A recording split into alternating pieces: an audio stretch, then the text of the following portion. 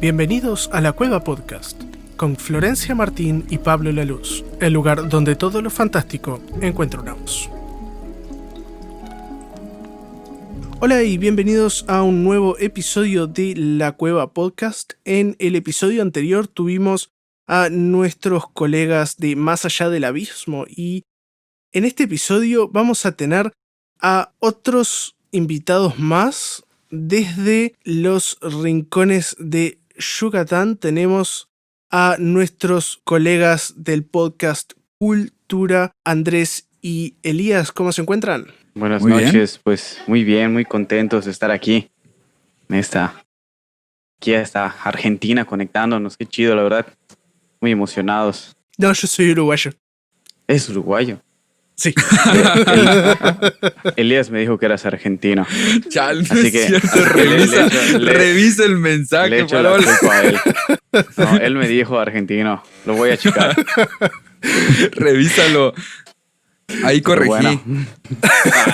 Sí. No, me quedé con lo primero que dijiste. No, pero muy contentos de estar aquí, de conocer a nuevos colegas, podcasters, ya de cruzando las fronteras. Sí, es un placer tenerlos aquí. El podcast Cultura, por si no lo conocían, es un podcast que acerca conceptos y reflexiones filosóficas partiendo desde la cultura pop, ¿no? Como ser elementos de caricaturas o series de televisión, extrapolando ciertos aspectos o ciertas temáticas que por lo general no son las principales o quizás no son las temáticas como intencionales que adquiere dicho elemento y forma parte como una especie de disparador para una discusión sumamente interesante,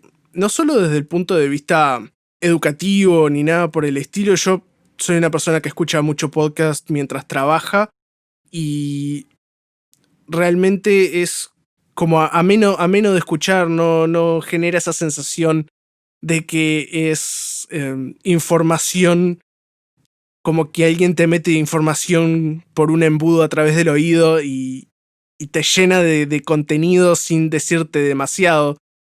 Sin embargo, como que te ayuda, por ejemplo, a solidificar conceptos. O yo estoy un poco oxidado de lo que es la filosofía y me ayudó como a recordar conceptos y ciertos puntos de vista que realmente son muy interesantes. ¿A quién se le ocurrió la idea de empezar con el podcast? ¿A Pues, quién se le ocurrió directamente de hacer un podcast? Fue al compañero Elías. Él fue el que llegó con el planteamiento de, ¿y si hacemos un podcast? Digo, ahí el concepto de grabarnos ya de las conversaciones que teníamos, fue él el que ya venía varias veces cantándomelo. Un día llegó a mi casa con los micrófonos y dijo, ¿y hacemos un podcast? Dije, bueno, pues va, ya estás acá, ¿no? Y sí, no hay tiempo que perder. Así es. Sí. Y después, exactamente. Andrés y yo estudiamos juntos en la universidad. Ambos somos licenciados en literatura latinoamericana. Entonces, bueno, ya teníamos bastante tiempo conociéndonos y un poquito hacia el final de la carrera fue que comenzamos a llevarnos más. Y pues solíamos juntarnos en casa de Andrés y ahí se nos iba la noche platicando, compartiendo nuestros puntos de vista acerca de los contenidos que veíamos, que disfrutábamos, no necesariamente literarios, sino más bien relacionados, como bien decías, con el mundo de las series, con el mundo de las películas. Y sí, nos agarraba la noche conversando y un día así, le digo a Andrés, vamos a grabarnos, vamos a hacer un podcast donde podamos reproducir todo esto que conversamos y compartirlo con quien quiera escuchar. Justamente tiene esa vibra de charla de amigos más que una lección, una masterclass o algo más expositivo. Tiene como esa cercanía, esa fraternidad que es realmente atractiva a la hora de escuchar un podcast.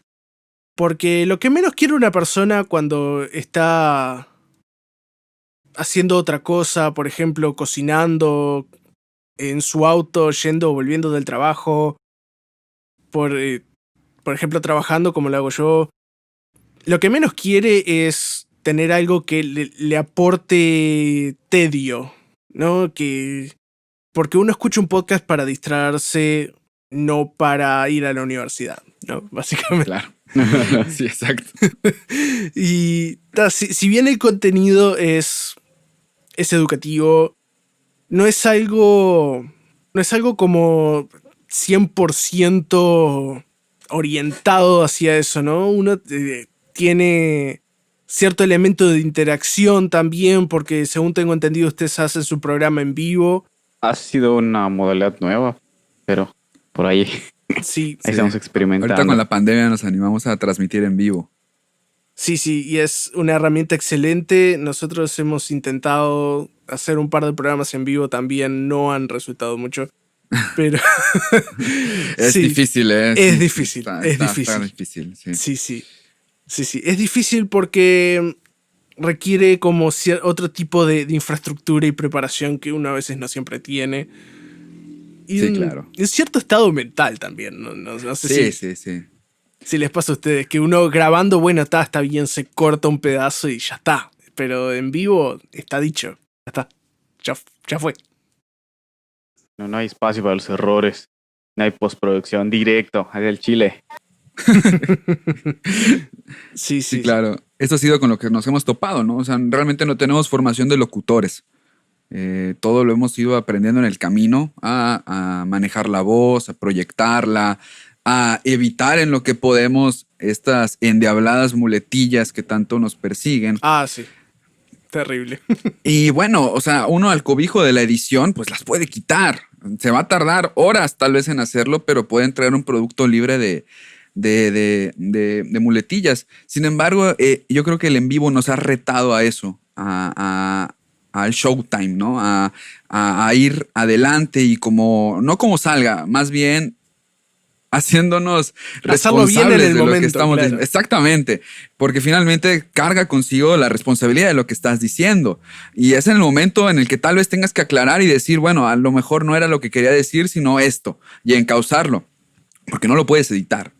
Entonces, sí pone como cierta presión. De hecho, no sé si le pasa a Andrés, pero yo sí termino bastante agotado después de los lives, porque sí es un estado de concentración muy, muy intenso.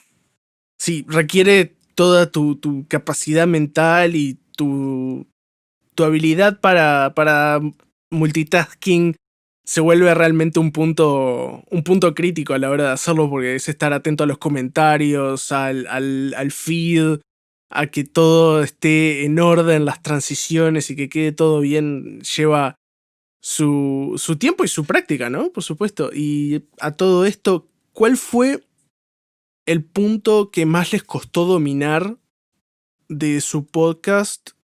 ¿Fue el aspecto técnico? ¿Fue el aspecto de la preproducción o postproducción a la hora de realizar cultura? ¿O cuáles fueron sus principales desafíos? Wow, digo, creo que desde el principio nos encontramos con varios. Personalmente, yo no tenía tanto pues esta costumbre de estar frente al micrófono, ¿no? Digo, el compañero, amigo, colega Elías es músico, él toca en una banda que se llama Retrosistema. Entonces él estaba un poco más acostumbrado al show business, por decirlo así, ¿no? A tener el micrófono, a tener el reflector.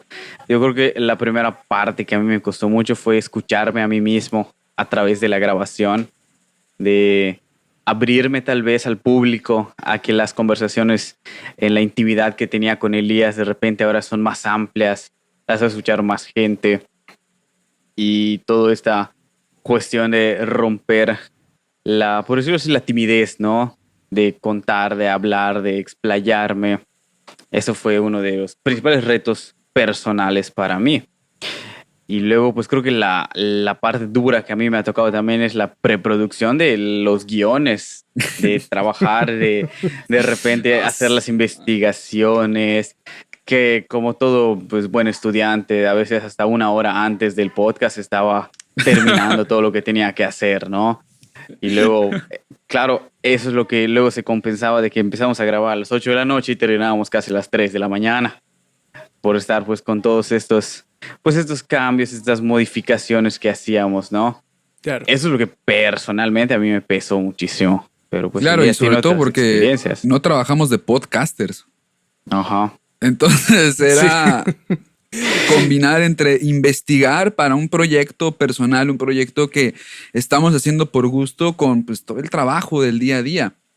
Entonces, mira, te lo juro, ahorita que estamos haciendo los lives, que llevamos ya 3 episodios de la tercera temporada, que aprovechamos la pandemia para explorar este formato, yo creo que la vida se ha facilitado, no tanto, pero cultura se ha facilitado más en hacerse, porque como dice aquí el compañero, amigo, colega Andrés, sí, recuerdo eso de llegar a las 8 de la noche, pues obviamente bien cansados, o sea, con toda la carga del trabajo, con un guión que incluso a veces, pues sí, nos juntábamos horas antes de grabar a terminar, a revisar y ahí mismo hacer la postproducción, porque si no, no lo íbamos a hacer, porque si no nos iba a ganar el tiempo. Entonces, pues ahí, afortunadamente, bueno, tengo un amigo que se dedica a la producción musical y él me enseñó a usar el Ableton Live, que es un DAW, un programa de grabación. Ujú. Entonces, bueno, ya al menos con los instrumentos, o sea, con todos los fierros a la hora de grabar no era tanto el problema, sino más bien enfrentarnos a esto que era grabarnos, grabar nuestras ideas, grabar nuestras conversaciones, editar, luego hacer las portadas, subirlas, cargar Spotify y todo eso. Y bueno, era irse sí, a la cama a las 3 de la mañana. Fácil. Sí. Es sobre todo en los primeros episodios, yo recuerdo la primera temporada, que la primera temporada la hice completamente solo y fue como una serie de relatos de autores independientes y realmente era eso de aprender todo lo que era pararse frente al micrófono, la confianza, el sentirse realmente cómodo. Yo hasta hace poco trabajaba como telefonista en un call center y eso de la confianza frente al micrófono, al hablar con alguien que no estás mirando, más allá de que sea una llamada telefónica y demás, para mí creo que fue un punto sumamente invaluable a la hora de generar experiencia y confianza a la hora de hablar detrás de un micrófono. Y si bien yo tenía experiencia a la hora de producción de audio, he trabajado como técnico de sonido aquí en Uruguay durante un tiempo ya, es como mi primera experiencia de, entre comillas, vamos a decirle radio, que si bien no es radio por diferentes aspectos, vendría siendo como la evolución, como el siguiente paso, que es algo parecido, pero aún así no es exactamente lo mismo, ¿no? Vendría siendo como la secuela, ¿no? La seguidilla natural a lo que es la radio. Mi padre es periodista y viene como más de familia como que el oficio, ¿no? ¿Y cuáles serían para ustedes, por ejemplo, ya que tratan de temas más filosóficos, cuáles serían los autores que más mella hicieron en la manera que ustedes tienen de pensar, o cuáles serían los autores que ustedes más recomiendan a la hora de hacer una recomendación de algún libro o de recomendar alguna temática en especial? Bueno, pues al momento, por ejemplo, de hacer el podcast, cada uno tiene sus autores específicos, ¿no? Digamos que uno de los motivos o los grandes inicios del podcast es cuando veíamos una película, una serie y nos recordaba algún autor que habíamos visto, algún texto que habíamos leído. Creo que de los que más hemos como citado o mencionado que son asiduos en el podcast son Bauman. Ha estado muy presente. Bastante. Clásico de estudiantes de ciencias sociales, no puede faltar Foucault. Am, yo pues mencioné un poquito, me gustaba mucho los estudios psicológicos de Eric Fromm. ¿Qué más? Digo, hablando un poco de la sociología y la semiótica que manejamos, ¿no?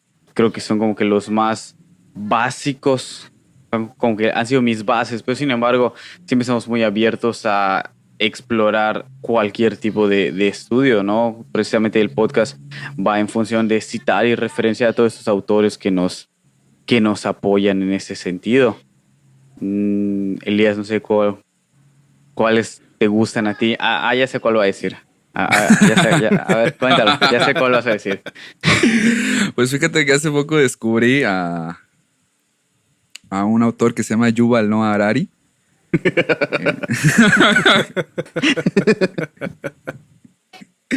Con un librazo que se llama Sapiens, de animales a dioses.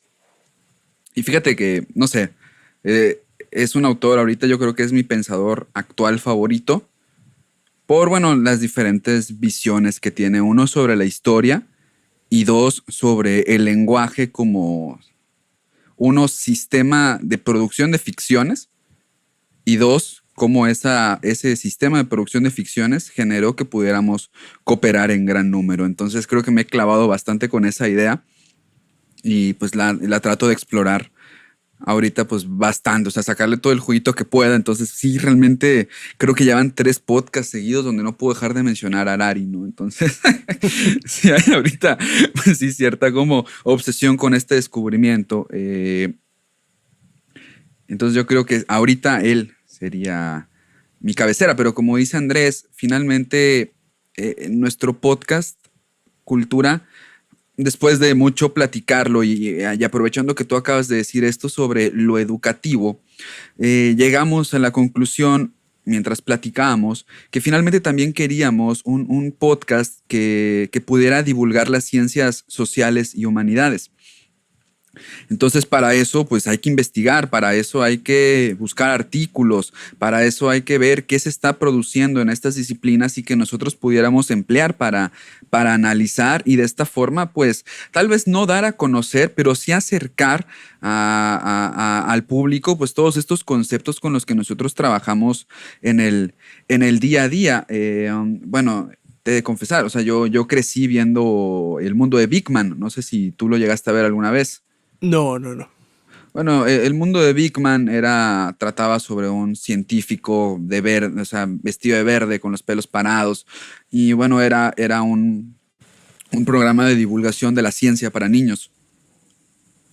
Entonces, es un programa que yo vi mucho, que me influenció mucho y que, bueno, al final te lleva al camino de la divulgación, es decir, cómo acercas, cómo medias todo quizá, no sé si puedo pecar de pretencioso, pero pues mediar todo este conocimiento que se encierra en las universidades, este conocimiento que resulta pues a veces no al alcance del público en general y que se enclaustra, que se encostra en las aulas, en el discurso de los universitarios, de los académicos, y traerlo, mediarlo a través pues de esto, o sea, como dice Andrés, o sea, de platicar las series, las películas que nosotros veíamos, ¿no? Y decir, esto me recuerda a esto. Y entonces ponerle un nombre, un concepto, citar un autor y quizá mostrar otra, no sé, otra cara del mismo contenido. Finalmente, como literatos somos analistas del discurso y todas estas series, películas son discursos. Entonces, bueno, si seguimos un poco a Van Dijk, o no sé cómo, Van Dijk, no sé cómo se pronuncia, pues el discurso encierra consigo pues toda una carga ideológica, toda una estructura a la cual pues podemos acceder mediante el análisis. Entonces de eso nos colgamos, de pensar en los contenidos que vemos como discursos que encierran algo atrás y a los que podemos acceder a través de las ciencias sociales y las humanidades. Y bueno, pues por eso, más que decirte, como bien dijo Andrés, autores favoritos que utilicemos en el podcast. O sea, sí tenemos los nuestros y que solemos imponer ahí de vez en cuando. Pero sí tratamos de generar estas investigaciones un poquito más amplias que puedan pues poner pues, el reflector sobre otros pensadores. Sobre todo, me parece, Andrés, corrígeme, pero sí estamos utilizando muchos latinoamericanos y mexicanos, ¿verdad? Sí hemos llegado a utilizar bastantes. Sí, más que nada. Digo, no es tanto como que lo hayamos pensado así directamente, pero pues obviamente al hablar de los temas tratamos de hacerlo contextualizado a la situación que estamos viviendo, lo que nos corresponde. Entonces muchas veces es cuando aprovechamos pues esos pensamientos latinoamericanos, de pensadores latinoamericanos que apoyan y pues dan más jugo, más contexto a lo que estamos viviendo, ¿no? Nos funcionan para ejemplificar situaciones, ¿no? Que es, pues, porque normalmente buscamos contenidos generales para público, por ejemplo, ya hablamos de Avatar, de Among Us, de Harry Potter, cuestiones muy generales, muy internacionales, por decirlo así, pero pues a partir del pensamiento latinoamericano es como lo podemos ir pues adaptando a nuestro contexto. No siempre es así, claro, pero tratar de mantenernos siempre cerca, ¿no? Hablar de lo que nos corresponde también, de lo que sabemos, sin tratar de reducir al mínimo la parte de farolear, ¿no? De presumir, que, que digo, no voy a negar que a veces hay algo de eso, pero pues reducirlo al máximo. No, Entonces, claro, por supuesto, porque generar ese pensamiento crítico, ¿no? A través de la reflexión del discurso que se consume. Claro. sí, Yo veo como uno de los motivos por los cuales empecé el podcast es justamente para eso. ¿Cuál es el principal desafío que se ve sobre todo en niños y adolescentes? Es el hecho de la falta de pensamiento crítico, la falta de imaginación, por así decirlo. Eh, puede parecer extraño, pero la falta del por qué, la pregunta ¿por qué? claro. ¿No? ¿Dónde está esa curiosidad natural que tiene un niño que hoy en día se ve limitado a determinados medios? Porque, por ejemplo, vos le podés preguntar, me ha pasado en la docencia, porque fui docente durante un tiempo, preguntarle a un niño qué significa X cosa de X videojuego y que te lo diga con una soltura y una memorización vertiginosa que uno realmente puede decir qué tanto empeño le pusiste en memorizar eso. Y sin embargo uno le pregunta otro tipo de cosas, algo que lo saque de su centro, de su área de confort, y toda esa confianza, toda esa como esa curiosidad se disipa enseguida, porque Sí. al estar tan focalizado, sobre todo en los medios de consumo masivos como videojuegos, YouTube y demás, no hay esa estimulación del pensamiento crítico. Y el hecho de que niños y adolescentes como que se estimulen no solo a leer más, sino a escribir más. Hace un tiempo, hace un mes o dos, tuvimos una charla con un grupo de secundaria, con una profesora que escuchó el programa y nos invitó a dar una serie de charlas.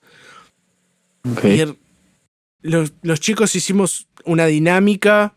Ellos tenían que escribir una historia, desarrollar una historia a partir de un disparador o llegar a ese disparador. O sea, había que generar como un antes o un después a esa historia, y lo único que hacía falta era un pequeño detonante y trabajar un poco eso del estímulo y la imaginación.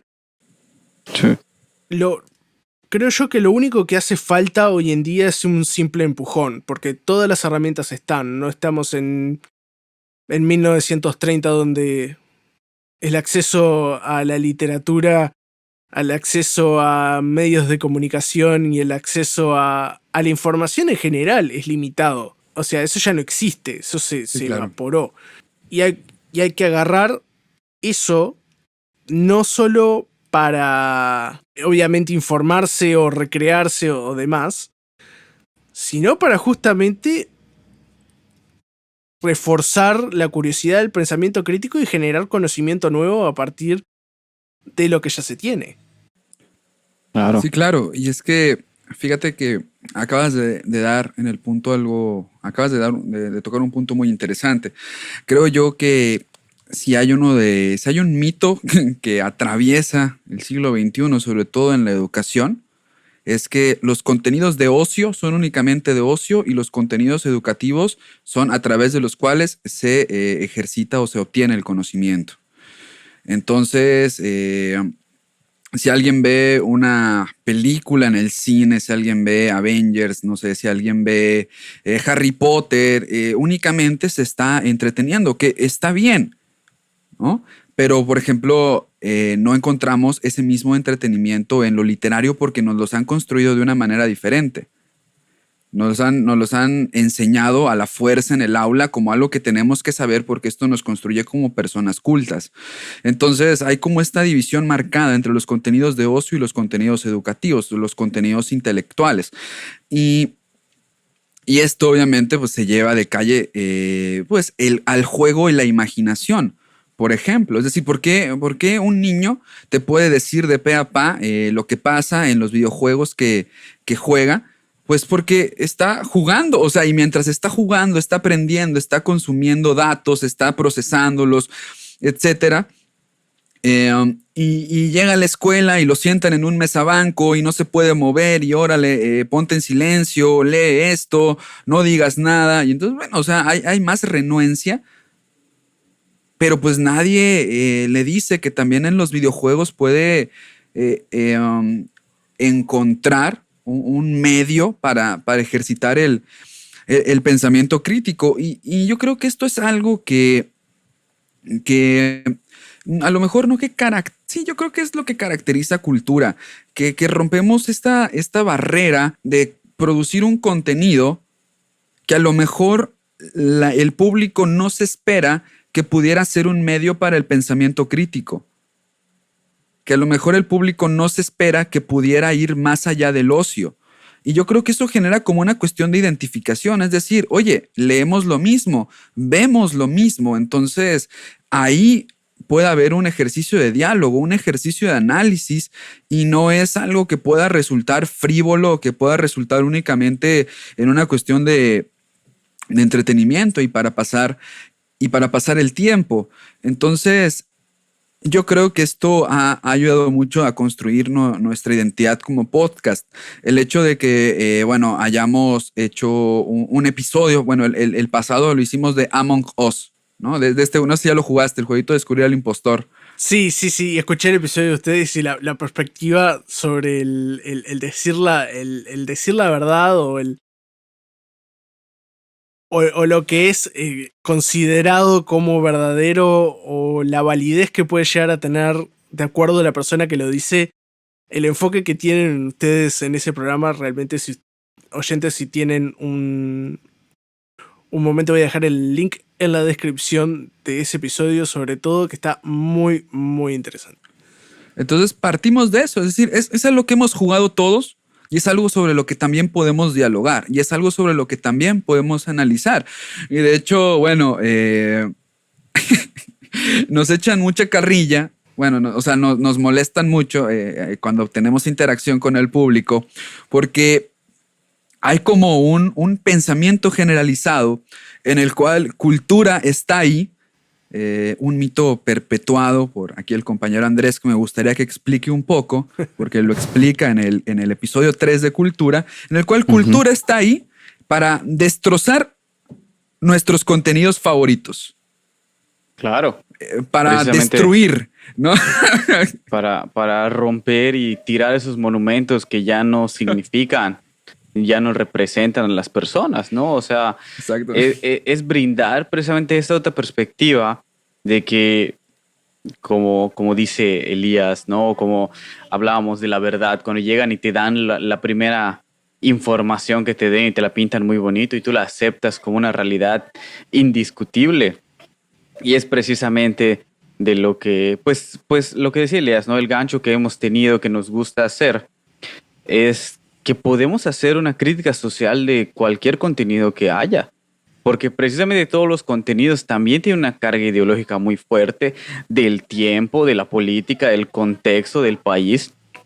Entonces, nos tocó mucho cuando tocamos el tema de Avatar, la leyenda de Aang. No sé si ya viste la serie. Sí, sí, sí, sí. Y hablamos precisamente de cómo él vino a instituir el estado confesional y el público cuando vio la publicidad hubo comentarios así muy alebrestados de que no, o sea, eso nunca pasó, eso no puede ser. ¿Cómo puede estar diciendo eso? Y nosotros, como le decimos al público, no estamos dando verdades absolutas, estamos dando perspectivas de lo que sucedió. Les estamos dando las herramientas para que cada quien se haga su criterio, pero precisamente explorando pues todas estas teorías, todos estos pensamientos que se pueden ver reflejados en estas series que consumimos hasta el día de hoy y que ponemos en un pedestal muy alto. Y entonces muchos dicen, sí, necesitamos a este Mesías, salen como Ang. Entonces es decir, espérate, ¿qué es lo que realmente representa esto? O sea, analízalo, no te quedes nada más ahí.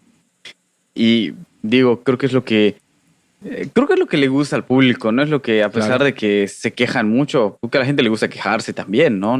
Sí. Yo soy en los primeros, pero pues es parte de lo que creemos, es parte de lo que a mí me gustó mucho pelear en la carrera, ¿no? Yo siempre hacía me acuerdo que mi primer ensayo en la licenciatura lo hice sobre Flash, el superhéroe Flash de DC. Y tuve así como que me medio vieron feo, pero dijeron, pues si funciona está bien, ¿no? Y terminé haciendo mi tesis sobre un cómic mexicano de Memín Pinguín, ¿no? O sea, que todos estos temas se pueden aplicar, que no tengo que analizar siempre al Quijote ni a los clásicos, que no necesito guiarme del valor literario que pueda tener una obra para que yo pueda hacer un análisis profundo al respecto, sino de que en todos lados yo puedo encontrar parte de pensadores, de teorías, movimientos sociales que están como que tan sutilmente puestos que a veces hasta pasan desapercibidos porque dicen, es una caricatura para niños, es una serie para niños, es un disco de Panda, o sea, ¿qué más va a hacer? ¿Qué más es lo que está diciendo? Y es ahí donde entramos nosotros a decir, no, o sea, hay mucho que explorar, acompáñanos, ¿no? O sea, ve cómo es. Eso es como que lo que nos ha gustado mucho. Yo creo que esa es la palabra clave. Acompáñanos a explorar. Porque como dices, Pablo, y de verdad agradezco que lo hayas percibido de este modo, nosotros no pretendemos ser un podcast que dé una masterclass. Haz de cuenta que es como si yo escribiera sobre algo, Andrés escribiera sobre algo y nos sentáramos a descubrir nuestros hallazgos sobre lo que estuvimos explorando. Entonces, esa era como nuestra idea, que así se sintiera lo que conversamos, o sea, como que se percibiera ese ímpetu por descubrir, ese ímpetu por explorar y al final compartirlo. Y recuerdo que la dinámica que manejamos mucho tiempo, al menos durante las primeras 2 temporadas, era esa. Hacíamos el podcast y lo publicábamos el martes, ¿verdad? Sí, Y el martes. jueves hacíamos un live en Facebook que lo que pretendía era justamente recoger las exploraciones que el público tuvo a partir del episodio que publicamos. Abrir el Entonces era diálogo para que nos comenten, nos digan qué les parece, qué están en contra, o sea, todo es válido, ¿no? exactamente. Entonces, de esta manera retroalimentábamos y de esa manera también podíamos percibir cómo la gente estaba recibiendo nuestras ideas, pero también a partir de sus propias ideas. Entonces, yo creo que eso intentamos hacer en Cultura, ser este disparador para explorar. Y y que, bueno, como conversábamos, no sea un disparador para explorar en el que solo podamos hacer esta salida, esta exploración a los grandes clásicos, a la literatura culta, entre comillas, sino que pudiéramos también salir a explorar a esos contenidos que han sido relegados por completo y que son únicamente constituidos como el ocio. Y ahí llegamos y decimos, no, mira, vamos a entrarle de lleno, vamos a cuestionarlos, vamos a analizarlos. Y así, por ejemplo, también tuvimos otro episodio que igual causó así, que hasta ahorita sí nos reclaman, y porque es parte ya de los chistes internos del podcast, que fue cuando hablamos de Harry Potter. Y nos la pasamos despotricando contra Rowling por ser una dictadora. Sí. Por ser una tirana. Una tirana. Una tirana, y así nos quedamos. Entonces, es también, yo creo ser incendiarios, pero como detonantes. No desde la imposición. Es decir, que a lo mejor, oye, mira, el güey de cultura está diciendo algo que a mí me suena estúpido. O sea, con algo con lo que yo no estoy de acuerdo. Pues también le voy a entrar al análisis. Entonces yo creo que también se trata de desafiar al escucha. Y yo creo que eso es uno de los lineamientos que tenemos en cultura y que lo hemos respetado. Nosotros no subestimamos a nuestro público. No, por supuesto, Sí, es el peor error que uno puede llegar a tener Sí, claro. como comunicador, es subestimar a la audiencia. Exactamente, ser condescendientes. Exactamente. Sí, Entonces, yo creo que eso ha sido un poco nuestra búsqueda, el compartir las exploraciones. Sí, yo creo que eso. sí. También con lo que tú decías, ¿no? De como que relegar el hecho de lo educativo simplemente un ámbito y que el ocio sea simplemente ocio. Claro. Me acuerdo de las reseñas negativas. Entonces, ¿se acuerdan? Cuando recién se había estrenado la película Intensamente.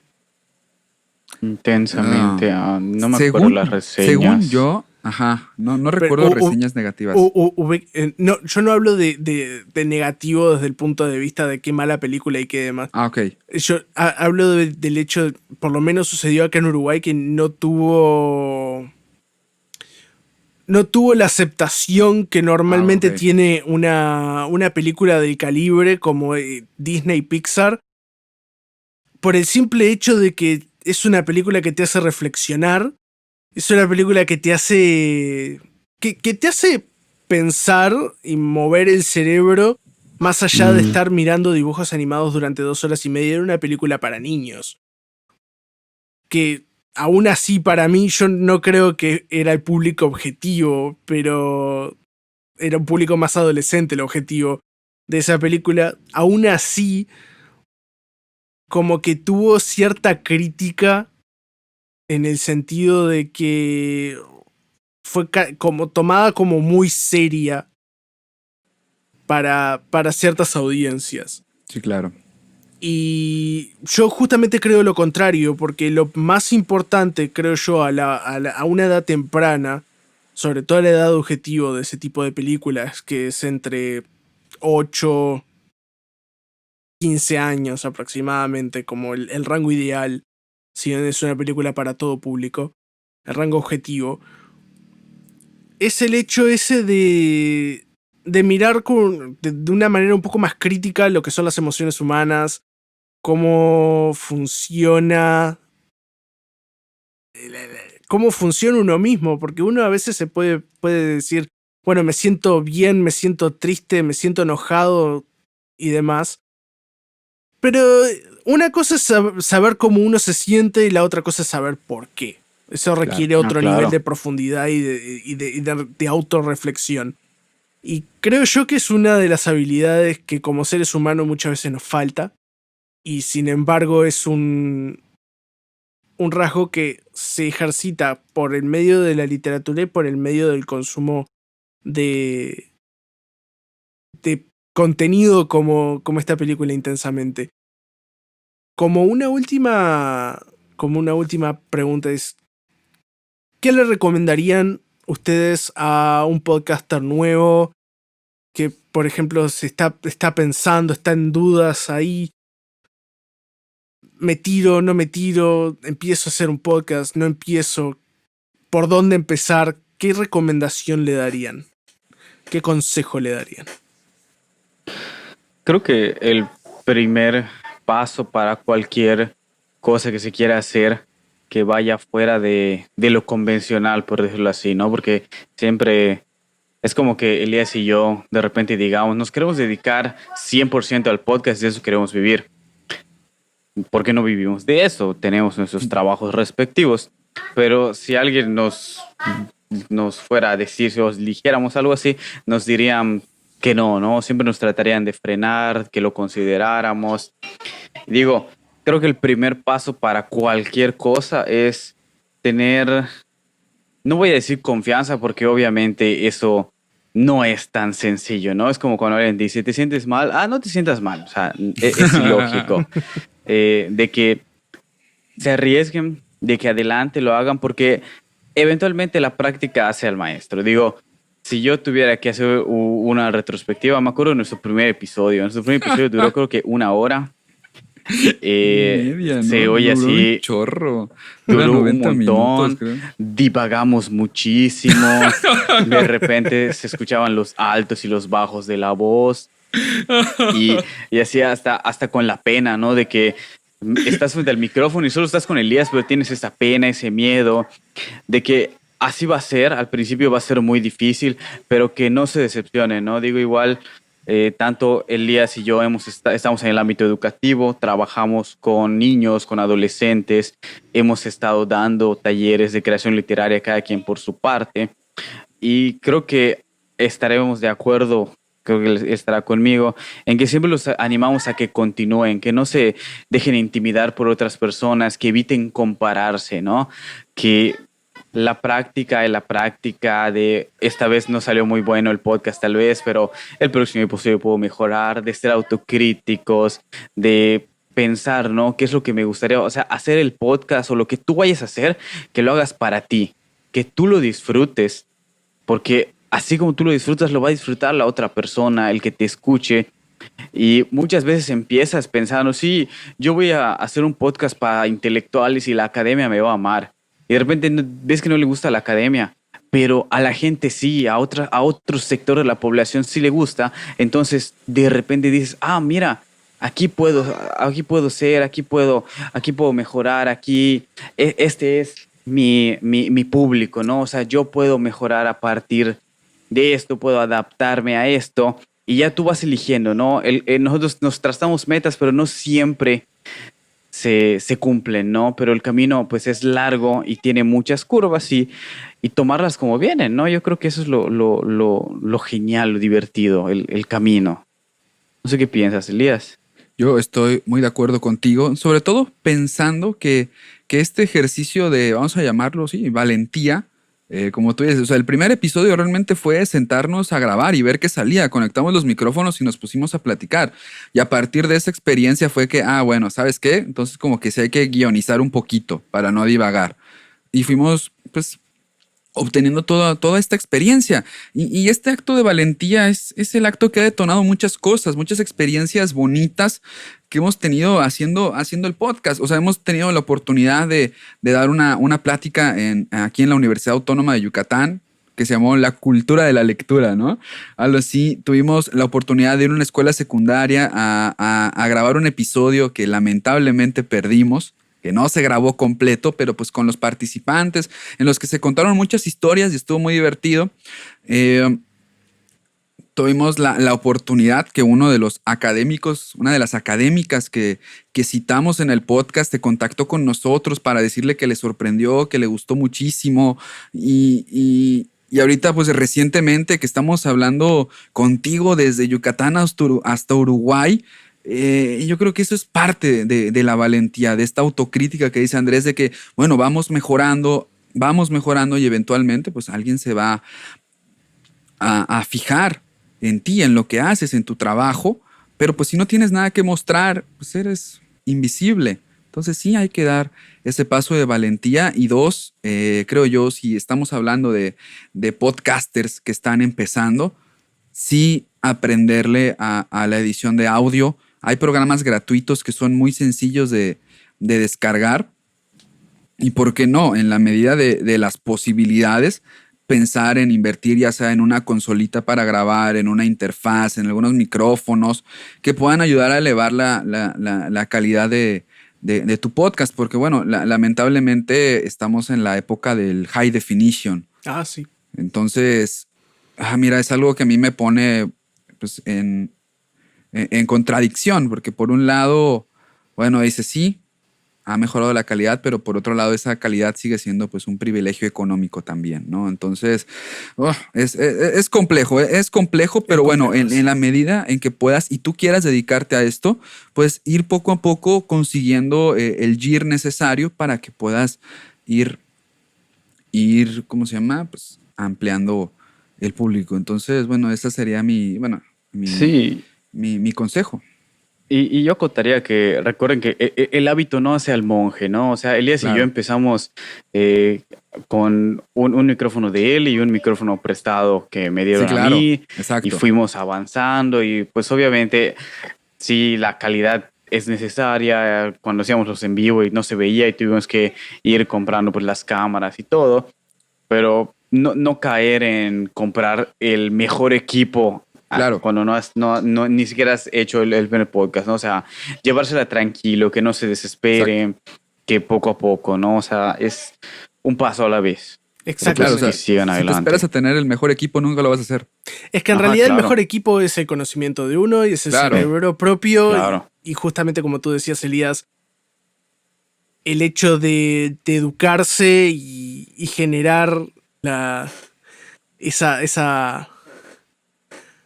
ese conocimiento indispensable a la hora de editar y demás es sumamente preciado. Acuérdense que van a contratar al que sabe cómo usar la pala y no el dueño de la pala.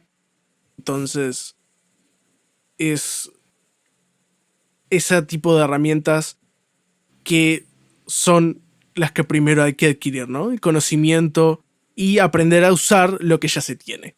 Sí, Bueno, claro. Y preguntar, una última cosita, y preguntar. O sea, hay muchos grupos de podcasters donde puedes realmente generar comunidad. Y por ejemplo, estamos en un podcast en español, algo así, Exactamente. en donde yo veo que la gente publica preguntas. Decir, oye, no sé cómo hacer esto para hacerlo sonar. Y hay gente que contesta, que resuelve estas dudas. Entonces, pues también es no decir, yo solito voy a aprender. También decir, o sea, hay una comunidad de podcaster que está en la mejor disposición de colaborar y que te puede ayudar a salir de dudas. Entonces, también hacer comunidad es importante. Exactamente. Bueno, muchísimas gracias, Elías, Andrés, por haber prestado su tiempo para participar de este programa. A ustedes, oyentes, por quedarse todo este tiempo hasta el final. Van a ver enlaces en la descripción del programa a el programa de Elías y Andrés, al igual que a las redes sociales. Muchísimas gracias por escuchar y nos vemos en el próximo episodio.